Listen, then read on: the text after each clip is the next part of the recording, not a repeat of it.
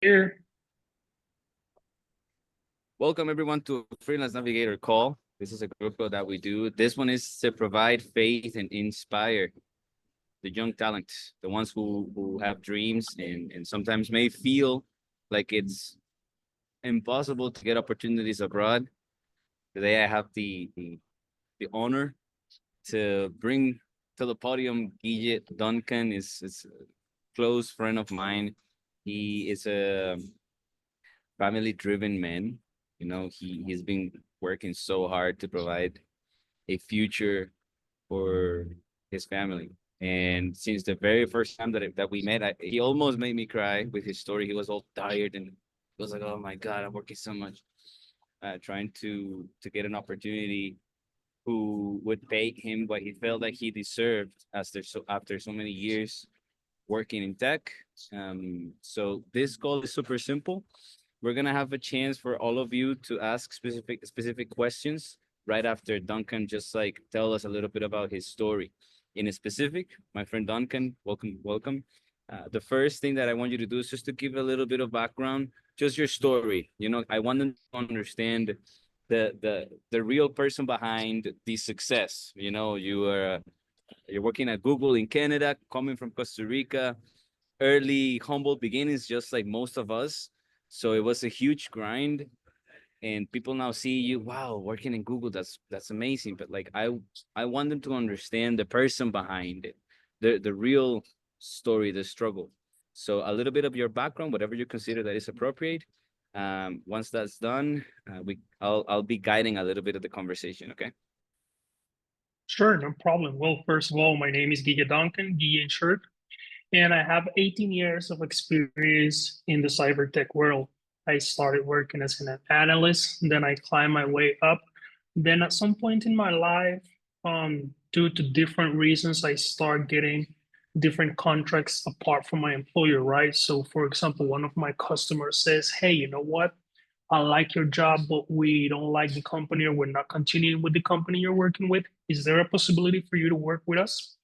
So just to give you the long story short, at some point in my life, I had six jobs at a time, handling everything from WAF, cybersecurity, information security for six different companies, right? So it was mentally exhausting, physically exhausting, but I felt good because I was able to keep my plans in check, providing for my family, being financially healthy, but it took a toll on my body and my mind, right? So I started to get itchy. I started to feel tired, regardless of the amount of hours that I was sleeping. So I decided that, there must be something else that can provide me the liberty and flexibility that I want and still be able to fulfill my goals. So, I started talking with Carlos and stuff, and then I started exploring other options. But then life hit, right? Normally, when you think that you have a plan, you feel that you are ready for it, life has a specific ways to tell you, hey, you're not calling the shots, I'm calling the shots.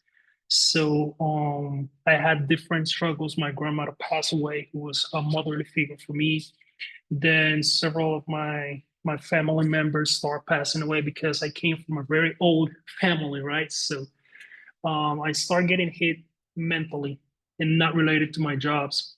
Then the fact that my jobs keeps getting more demanding, right? Because when you start with a company, you start with a set of services, and then you keep expanding your services. And since they like how you work, they feel that it's just a matter of money. Sometimes it's not. And I know that it sounds classic that, money is not everything. And now that you can say that, but at some point we do understand that money pays for bills and stuff. But it is just at the point where you're hit rock bottom that you understand that, okay, it is not the money if you can't spend it. It's not the money if you're spending it on bills. So you got to try something new, right? And let me tell you, I hit rock bottom several times on my top of my financials because I thought, hey, this is the bottom, I'm climbing up. No, I still had more to dig before I even realized that, the pit was bottomless. So that's something that I want you guys to keep in mind, because sometimes we say, you know what, enough is enough, we hit rock bottom, but the pit is endless. So unless you separate yourself from all of that and analyze what you're doing, the door will never open. So basically that was my life for around 8 years. Then I had the trouble and stuff, and I simply wasn't looking for it. I was just walking down the street and I saw, hey, we're looking for cybersecurity consultants. And I decided, why not? That's my motto. Why not? What can I lose? To be honest, when I saw the description, they require 6 languages. I speak 4, speak English, Spanish, Portuguese, and French natively, but they wanted 2 more. So I said, you know what? What's the word that can happen? I already had the kick in my ass, the boot. So what else can happen? And I realized that, working for Google is not about what you know, it's what you can become. It's about your soft skills. It's not about what you have on your paper.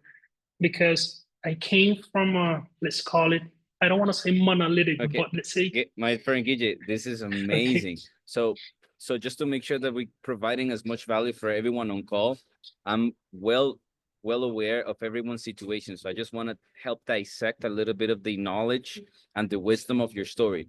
The first thing for sure is what can I lose? Why not? I want everyone on call to understand one thing.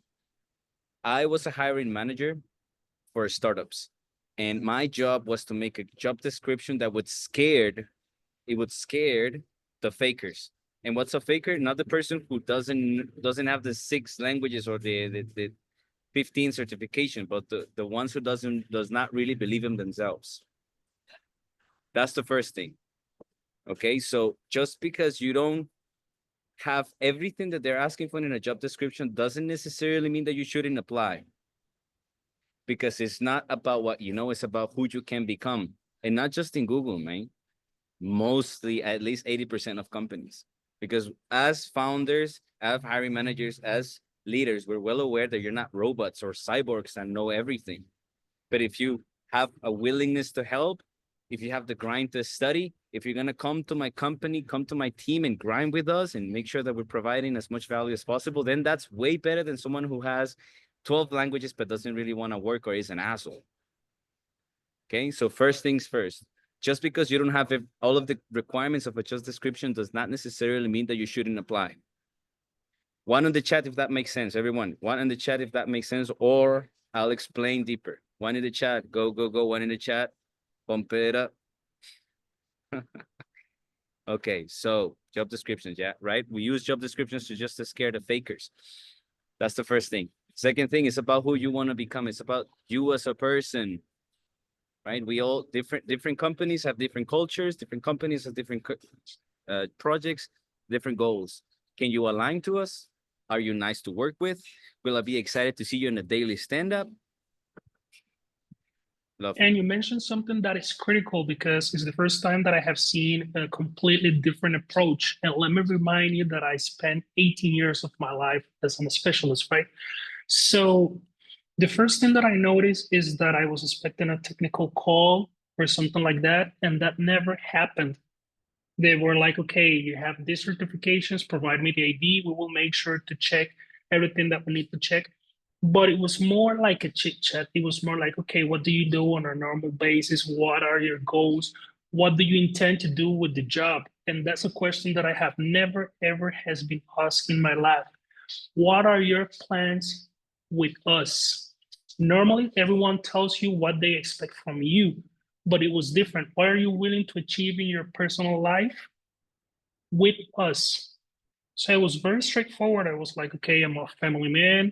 I'm trying to provide for my family. And apart from that, I'm trying to get life balance, right? Because people normally, and I know you heard this all the time, doesn't quit to a specific job.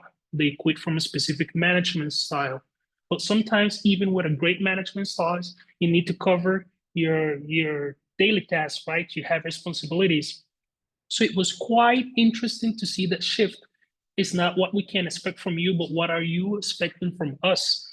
And that changed everything for me, because I was like, okay, normally I'm not an 8 to 5 worker. If there's any necessity for me to work overtime and stuff, as long as we can negotiate and, work together, I don't have a problem with that. But they were like, no, no, no, over here we work differently. For starters, one of the things that caused me my attention is that they told me, okay, you need to do all of type of tests, right? Drug tests and all of that. But I have never in my life has a productivity test. And let me explain if you haven't go through one of those. I used to think that I was a late night owl because on my current job, at night is when all of the questions, all of the new hires, all of the new colleagues stop ask questions. So I felt that at night I was more productive. Well, guess what? Based on the result of that test, they understood that I was more productive during the morning. So during all my career, I always thought, okay, at night I move faster, I achieve more things. But guess what? The test mentioned that my productive hours are from 7 a.m. till 11 a.m. Then I have a huge dip, and then my productive time is between 3 and 4 p.m. I wasn't aware of that.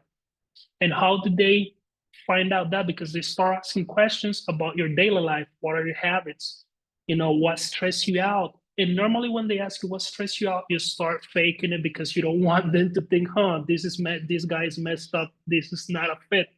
But it's the other way around. Before I even, move forward with that, they tell me, hey, you know what?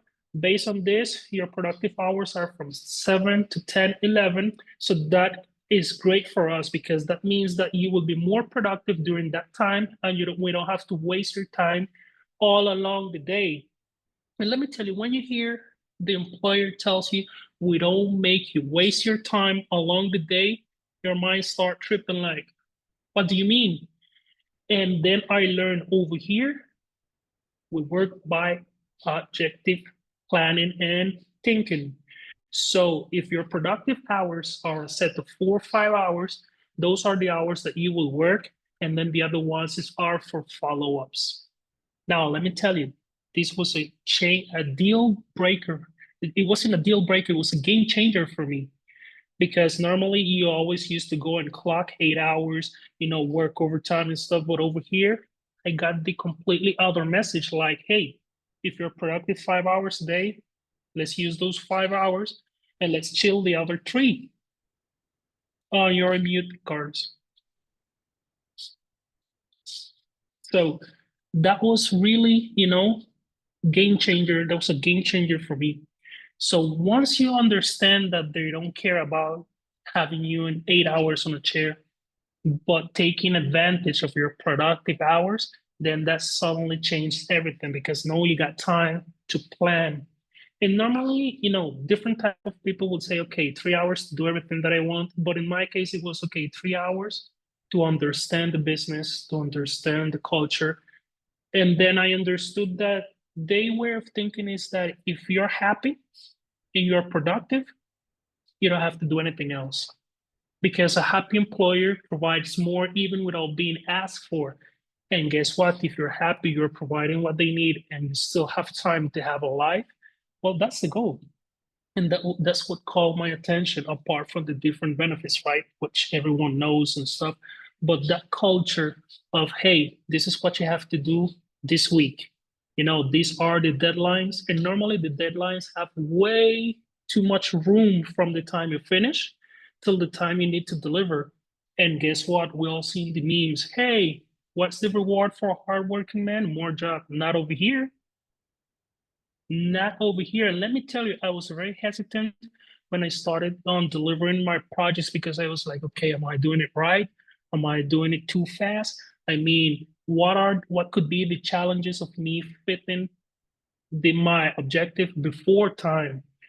And at some point I was like, okay, I'm sitting here and I don't have anything to do. And I was like with my manager, hey, did you made a mistake on the forecast? No, we're all good. But I have 3 days and I'm not doing anything. Yeah, that's what I told you. If you're already finished, you can go hit the gym, do whatever you want. And if we need you, we will let you know. And I That's was like, lovely. This is where things start to get beautiful. This is Google we're talking about. Google Canada, right? We have people here in Costa Rica with jobs. It's like 3.5K, 4.5K, 6K maybe. And we are all afraid. We're all afraid. Like, hey, am I supposed to be a cyborg, a work machine, never stop? And now Duncan is telling us from the inside of Google Canada, it's like, yeah, I have 3 days left. You know, so important for everyone on call to realize it's not that you go through the hiring process and you need to validate that you're some cyborg who has no emotions and no family and you're going to be plugged into the computer 24/7. It's about who you are as a person and aligning who you actually are as a person with the job and the company. Proceed, my friend. Yeah, and the one of the key differences is that normally you have to separate or split the professional from the living person, right? Over here, they merge. For example, I have had scenarios where I told, hey, I need to take my kids to school. Hey, my kid had a basketball game or a soccer game or whatever. And so I will leave and then I will come back later and continue the work. And they were like, why would you do that? And I'm like, because I'm leaving during work hours. And they were like, didn't you finish what you had to do? And I was like, yeah, but didn't I have to clock in? And they were like, why would you do that? Why would you do that? So at some point I was like, okay, I'm definitely sure that they did a mistake on the forecast, but that wasn't the case. It's simply just that due to the fact that I come from, uh, let's say, a culture where you have to run, be a firefighter, be a policeman, be a guard, and you always has to run, keep running. Everything comes new. You got to handle it. You don't have time to react. You barely have time to eat because you need to comply. That was still in my mindset that, I have to run. What if something happens? But over here, it's like, okay, something happens, we will deal with it on a timely manner. But if you have something to do, go ahead, do it. Lovely. So even as of today, it's really hard for me to fully grasp that concept because even if I have to go out, I'm like with my phone, hey, this is what I have here. Hey, I'm checking my phone. And, for example, my manager, if I saw him when I started and I haven't seen him ever since, I see him like once a month. And when I text him, he's like, no, man, I'm at the gym. I will holler at you later. Or no, man, I'm traveling. I will holler at you later. And that's one of the key things. Working remotely takes the full definition when you start there because you literally can work any time zone from any place in the world and they literally don't care. To provide some explanations, one of my kids got sick and I had to work at night and they were like, you're getting the job done at your earliest convenience, right? And I'm like, yeah, but I'm working at night and stuff, and the time is relative.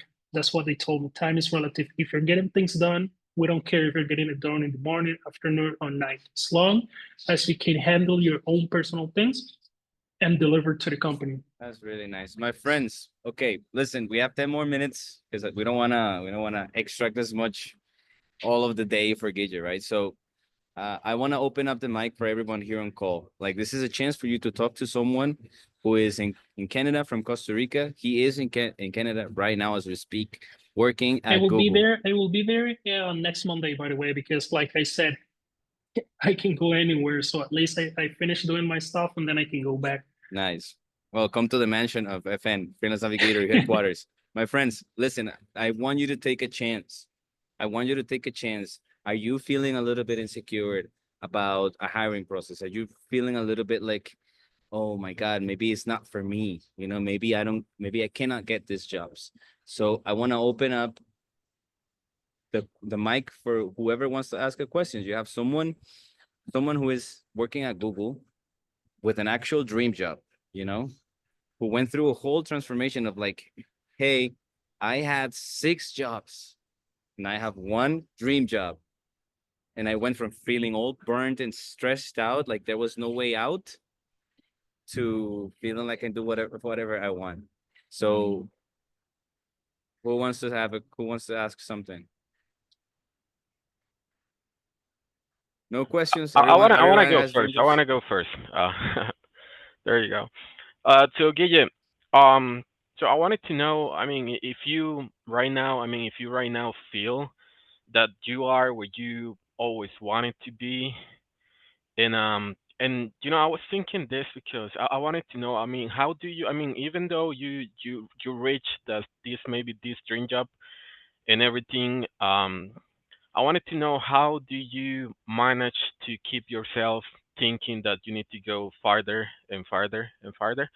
So if you get to a point in which you say, okay, I'm in the place I wanted to be, but how do you continue with this mentality to go farther? And also, you said something about like the deadlines and stuff, and that's totally great because I think is that's part of the culture from the company that you're working. And there will be times in which the deadline is either close or too far. But how do you handle like that downtime to not get like stuck on time and like kind of drown in the same maybe habits that you had in the past? So that's my question. Okay, first of all, you're focusing on the destination. And I know it might sound trivial, but to be honest, I never thought or I never put much effort on that. My effort were in gaining the skills that I need to maintain a job, right? So for example, cybersecurity, what is there to learn? What is there for me to certificate on? And then to be quite honest, I just kept working on my skills. And I simply got the opportunity and I was like, okay, I'm prepared on a technical level, right? So what do I have to lose? It's not that I keep aiming forward to go and be a CTO or a CIO or a CEO. I just simply kept my skills checked because I know that in this realm, let's be honest, nobody, when was the last time somebody asked you for your college diploma, your high school diploma? They only ask for skills. So I kept my skills on check to be able to provide the answers on a technical level. And then the other question regarding how do I manage with the deadlines and stuff, I have the bad habit of if you set a deadline for me today, I will analyze it, make sure that I understand the requirement, and start working right away on the scope. So I don't leave it for the last minute. Since I was so used to running to be a firefighter because anything else could come along the way, I made sure that I finish what was expected from me. If I could add more value, then I do it. And now the problem is that if I do that too fast and I still have time on my hands, I simply check what else I can study or see how I can, make a habit of me that if I finish something, okay, do I have something to study? No. Do I have something to do? No. Then I need to feel comfortable with that feeling of not having nothing to do. Normally, that's a hard thing to do when you're already finished and you're looking for your next task, and they tell you, hold on, you're running too fast, man.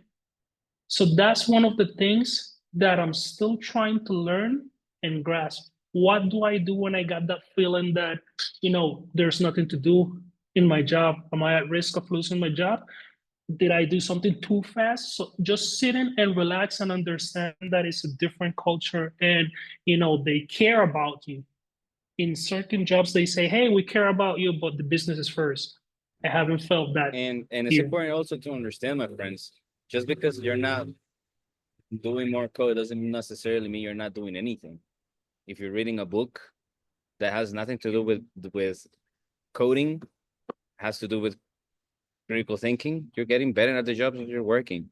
If you're starting a creative endeavor, if you're doing yoga, if you're going to the gym, you're taking care of yourself, you are working. These are all things that come back to you. So you don't have to be in the computer at all times, for sure not. And one of the things that my boss told me is, I didn't hire you to be busy all the time. I hired you to complete a task perfectly. So let that sink in. I didn't hire you to be busy all the time because if you're busy all the time, you cannot think. And that's one of the other things. Don't expect you to have a manual with all the steps. You get the basics, you get the baseline, and then you got different ways to reach to the same point, right? It's not just one way fit all, but you got to use your creative thinking based on your skills, and then you can create your own roadmap. There's not going to be Yep. somebody telling you, hey, you did it the wrong way. No.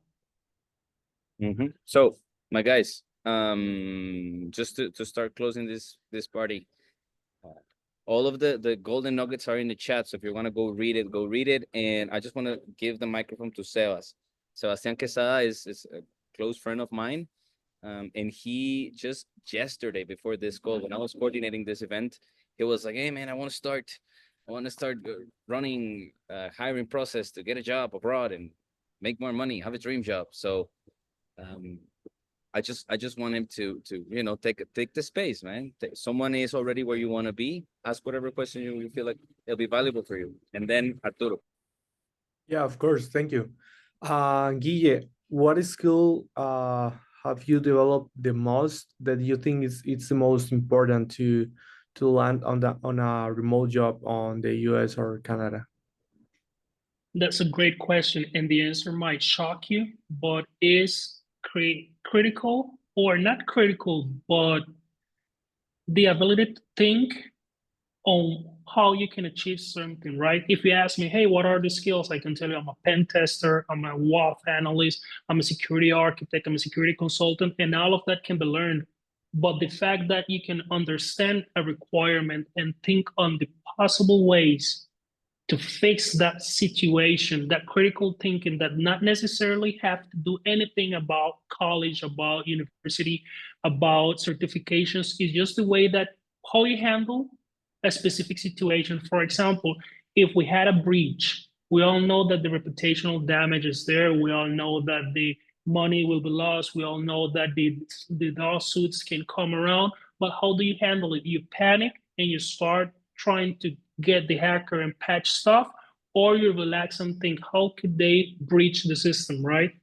Was somebody that know the insights, was somebody that was helped to get here, was somebody that was simply trying to exploit a vulnerability. So you need to grasp that, and instead of jumping right into action, you need to pause the brakes and simply start thinking. And you need to understand that not always is going to be something about your areas of expertise. It can be something related to finance, to legal, and don't act alone. If you know that you cannot provide an educated guess on the topic, find somebody who can and build the idea together and then create a roadmap. Creating a roadmap is very critical because those are the steps that you define for your own success, regardless of the type of roadmap. It can be a roadmap to study, to fix a solution, to fix an issue, or even to get a remote job, right? You need to think, okay, what are my strengths? And apply those strengths to the different scenarios. Thank you. Arturito, let's go. And one more person and we're closing this. Yeah, that thing you said previously resonated a lot with me. The thing of yeah, I hire you not to be busy all the time, but to think. Well, nowadays I'm stuck in a workplace that is actually the opposite. If they see you have free time, it's like, dude, you need to work because we're paying you, so you need to be worth of us you paying. So even if you don't have nothing to do, you need to find something to do yourself, or present some kind of results. And it's very interesting to me that you find this kind of workplace. And I want to ask you, what do you think it is the thing that you find there, or the factor that changes the mindset of the workplace you're in? It's when you arrive to Canada, do you think it's their culture, or you aim to a higher position that you previously have? Or what's the key factor that make that job different from all the other jobs when I'm seeking for a job? What's the decisive factor in order to find one of those jobs? Is it the position? Is it the place? Is it the country? Let me tell you, is what the management has learned. Because I'm going to be honest with you, I was a director and I aimed for a lower position, right? So they understood that, hey, when you don't have somebody on top of you, micromanagement you, trying to impose, hey, you need to be busy all the time, and is somebody who understands that, a happy employee makes things better, faster, and they're willing to give the extra mile, then they cascade that to the lower managers, right? So for example, you mentioned something. I was part of a culture where, hey, you need to work every single minute. Some works even have time cards where you need to put what you do at a specific hour and so. But then you need to evaluate, okay, we all need money, right? But you need to make sure that you create that balance if they're not allowing you to do it.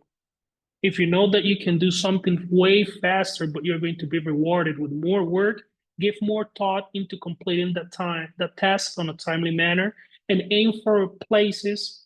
I don't want to be, let's call it, I don't want to be politically incorrect, but the North American management has more, let's say, visibility into your real life, right? Because they understand that most of the jobs, even with processes, need you to think and find a solution. And the brain is just a muscle. You can't overwork muscle because guess what's going to happen? So if you look on the different, let's call it, I don't want to say strategies, I want to say the different statistics about which countries has the less burnout employees, which countries or which management styles has the most rewarding or rewarded employees. You will find out that that's Canada, certain states of the US, Italy, and Finland. So guess what? They understand that, hey, they need to be able to provide time for you to think, for you to relax, to come even stronger. And I felt that's the key to success, right? If you're in a management position and you have people at capacity all the time, they're gonna start leaving, they're gonna start getting sick, they're gonna start complaining. And those managers understood that. So how, what which you're keys? saying is we should escape the Latino companies, get I a didn't want job to say over. that. I didn't want to say that, but unfortunately, that's where you see the difference, right? So the first question that I will ask that interview is, hey, how do you manage the loads on a specific employee? And then you will get the answers that you're looking for. Powerful. Jan, and we're If closing they this. don't provide you examples on the goals, that's a red flag. Because I never understood that. And they told me, hey, this is how we manage the loads. It's the first time I saw that in 18 years. So it's a great question that you need to ask, hey, how do you manage the loads of your employees? And this is so true. And the reason why I can confirm this is because my company, Freelance Navigator, goes through that. Like we go through a culture where we just like push the gas down till we can no longer. And now we're learning finally that we need to break free from this culture. So this is true. Jan, go ahead. All right, thank you. Well, I come from a like really victim mindset because of a lot of things that happened when I was growing up. So I have this question about how to improve some things. For example, whenever I was trying to work in my workplace, they always like think I was working too fast, and that was awesome. But after some time, they like try to be more on top of me, like that feeling of being pressured to be hard working. And Micromanagement.